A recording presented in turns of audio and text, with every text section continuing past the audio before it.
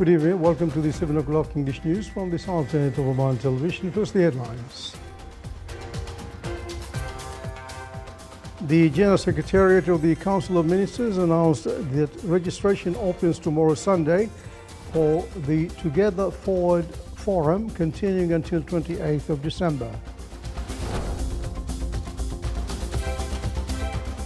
The 13th Oman-Turkey Joint Committee reviews trade and industry cooperation opportunities in Ankara.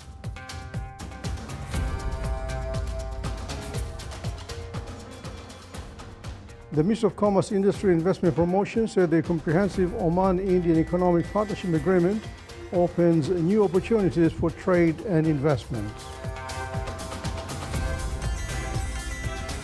And 5 Palestinians were killed in an Israeli attacks on a school sheltering displaced people in Gaza City in a new violation of the ceasefire agreement.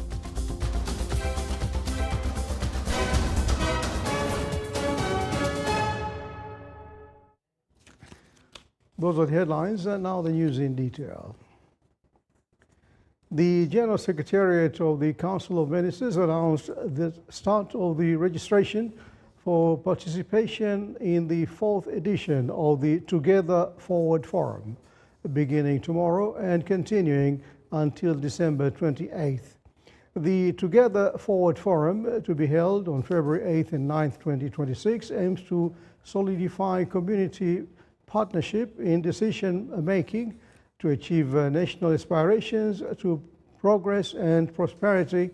The forum will feature on a number of discussion and dialogue sessions over 2 consecutive days, during which the themes chosen by citizens participating in the electronic voting phase held last October will be discussed. These themes include Oman Vision 2040, reality of achievement and prospects for progress, investment aspirations in priority economic sectors, and governorates development and its role in promoting investment in manufacturing, tourism, and the digital economy. The forum will also discuss the topics of improving government services to promote productivity, competitiveness, self-employment, and entrepreneurship to build a productive national economy and a sustainable labor market.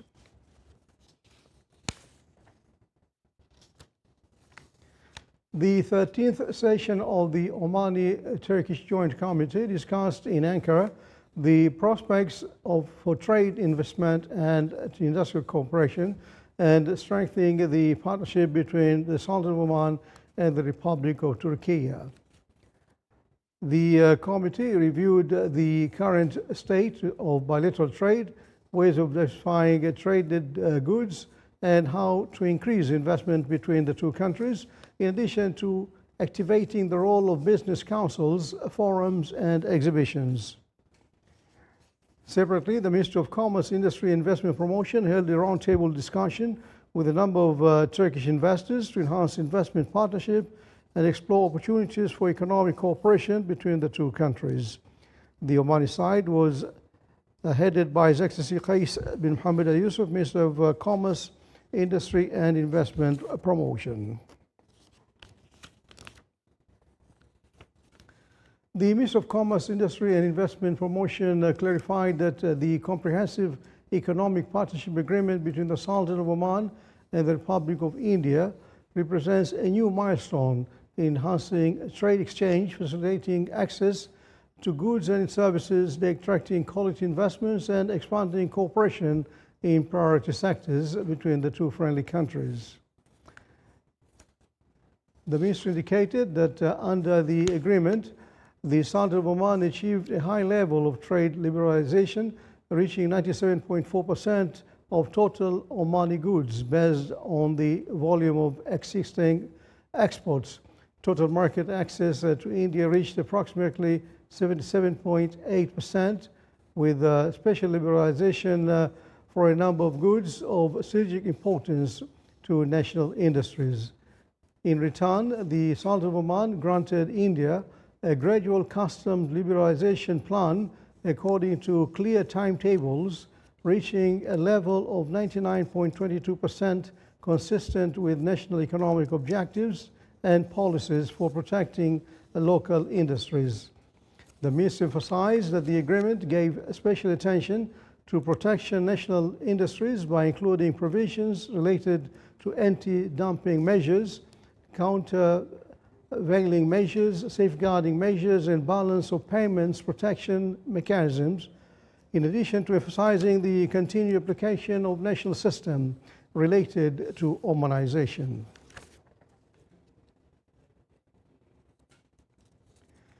A growth in meeting incentive conferences, exhibitions, MICE, tourism sector in the Sultanate of Oman during the current year led to an economic return of about 15 million Oman riyals. More in the following report.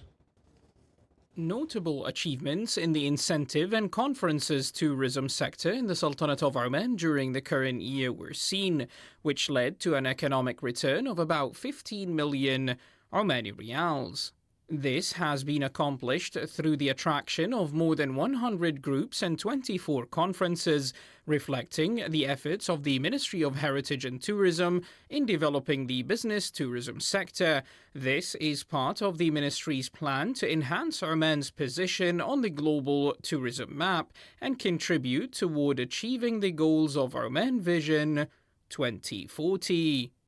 The economic impact of the incentive and conferences tourism product is 2 to 5 times greater than that of other tourism products, as business tourists opt for selected services that offer a higher return, whether in terms of accommodation or transportation services. They also require various logistics such as conferences halls, the hospitality services, and outdoor events, in addition to the need for skilled personnel in the organizational process. The Ministry of Heritage and Tourism is actively working in coordination with both public and private entities to attract and facilitate the incentive and conferences tourism sector locally, aiming to streamline processes and promote this product. The Sultanate of Oman enjoys unique tourism features that enhance its presence in the incentive tourism and conferences sector, as it combines diverse nature, a stable environment, and advanced infrastructure. This includes the Oman Convention and Exhibition Center and modern hotel facilities. Additionally, the cultural authenticity, strategic geographical location, and travel facilitation contribute to making Oman an ideal destination for hosting international events and incentive programs, seeking quality, excellence, and exceptional experiences.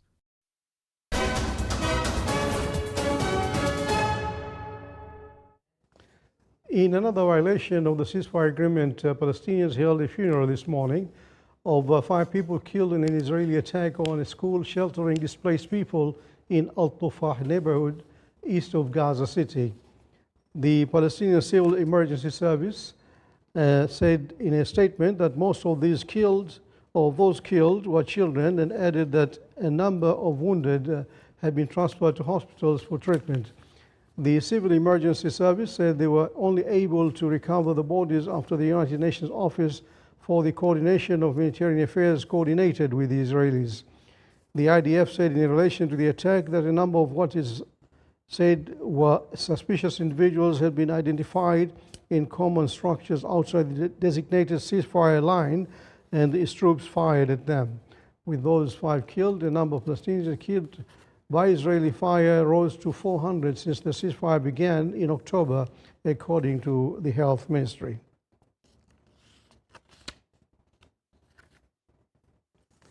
The International Organization for Migration warned of a worsening humanitarian crisis in Sudan, as number of the internally displaced persons continue to rise. The IOM confirmed that Sudan is currently experiencing the largest wave of internal displacement in the world, with the number of displaced people reaching approximately 9.3 million.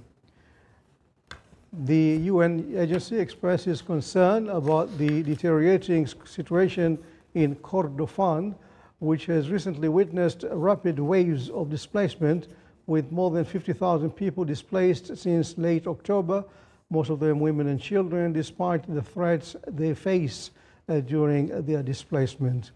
In the same context, the RM warned that the significant decline in humanitarian funding has forced it to reduce support for several of the humanitarian programs, close humanitarian health facilities, and lay off hundreds of staff members, despite the substantial increase in needs within Sudan, which has risen from 27 million people requiring assistance from last year to 33 million this year.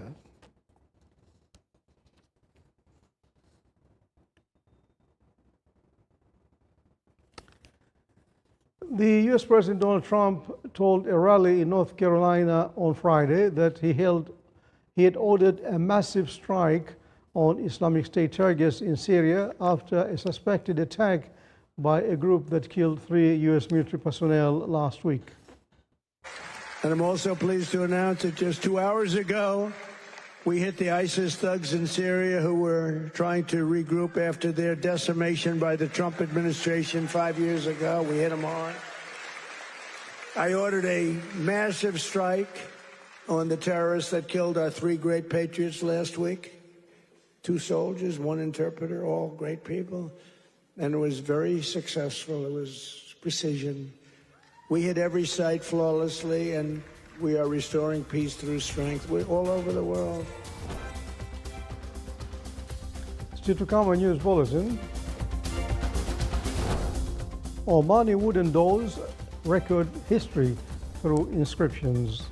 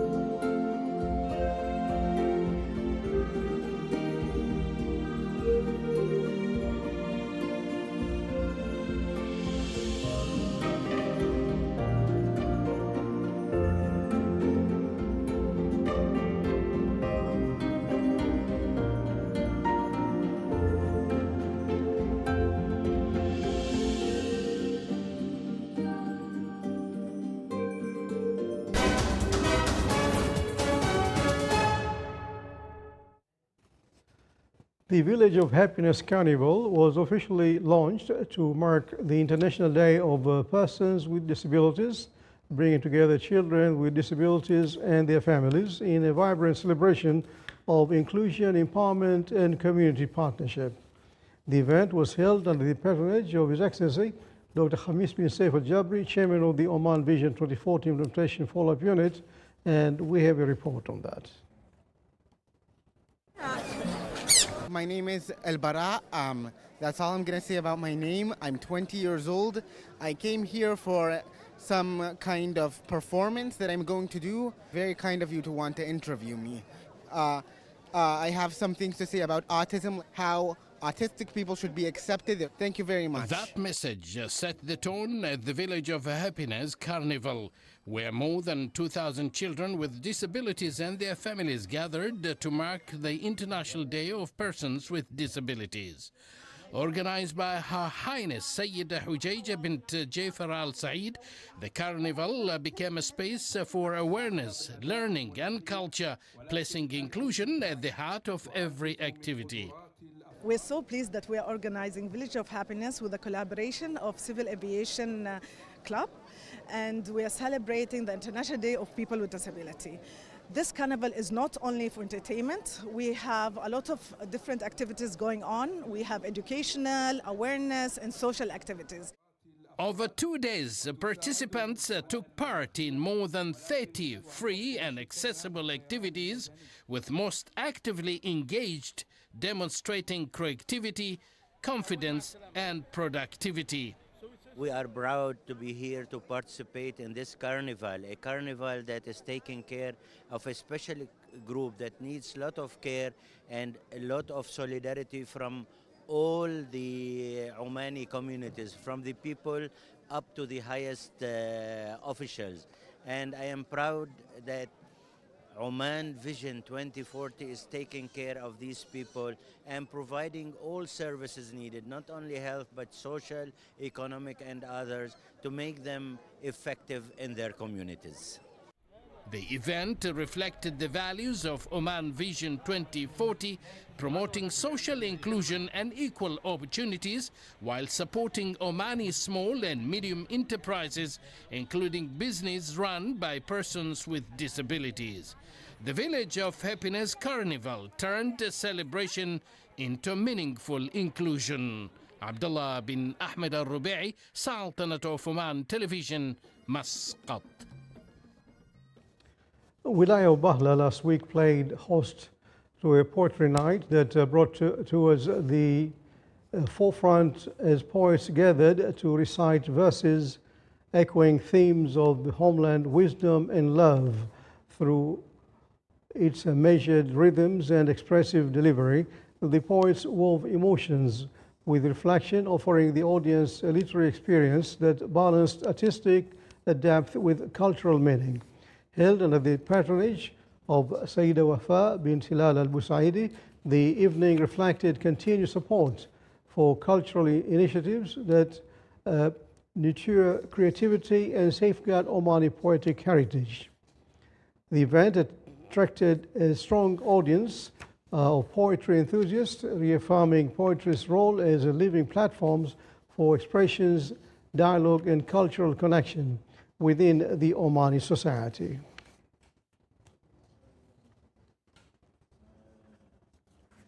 In the old neighborhoods of the Sultanate of Oman, wooden doors stand as more than entrances. Their carved inscriptions preserve names, dates, and messages that offer a visual reading of the nation's history. More in the following report. Across Oman's governorates, visitors to traditional neighborhoods often pause before wooden doors, drawn by inscriptions that blend Quranic verses, poetic expressions, and traces of past events. This rich heritage is documented in a book by Omani researcher Muhammad bin Abdullah Saifi, titled المدونات الخشبية in the Sultanate of Oman. هذا الكتاب من الكتب والدراسات الميدانية التي قمت بها. This book is the result of field studies I carried out across many governorates and regions of the Sultanate of Oman. It brings a large number of documented inscriptions. These writings hold significant historical value and have been used by historians and writers, helping to correct some commonly accepted historical accounts that required revision. Many of these doors record their own stories. They note the type of wood used, the place of manufacture, the craftsman name, and sometimes even the name given to the door itself. Together, these details reflect the precision and pride of Omani craftsmanship. باب الآن في عمر 264 سنة. This door is around 264 years old, and the inscription proves that. The 6 poetic lines record the door's date, its maker, who it was made for, and the country of origin. As years pass, the doors remain in place, guarding homes and memories. Through documentation and preservation, their stories continue to be read, ensuring that this heritage remains present for future generations. These doors hold a lasting record of Oman's cultural memory, where wood and words keep history present, shaped by craft and belief across time. Reporting from the Wilaya of Nizwa, this is Salih Bukhalfan al-Rahbi, الداخلية Governorate. You're watching the Sultanate of Oman television. Before tonight's bulletin, here are the main points once again. The General Secretariat of the Council of Ministers announced the registration opens tomorrow Sunday for the Together Forward Forum, continuing until 28th of December. The 13th Omani-Turkish Joint Committee reviews trade and industry cooperation opportunities in Ankara.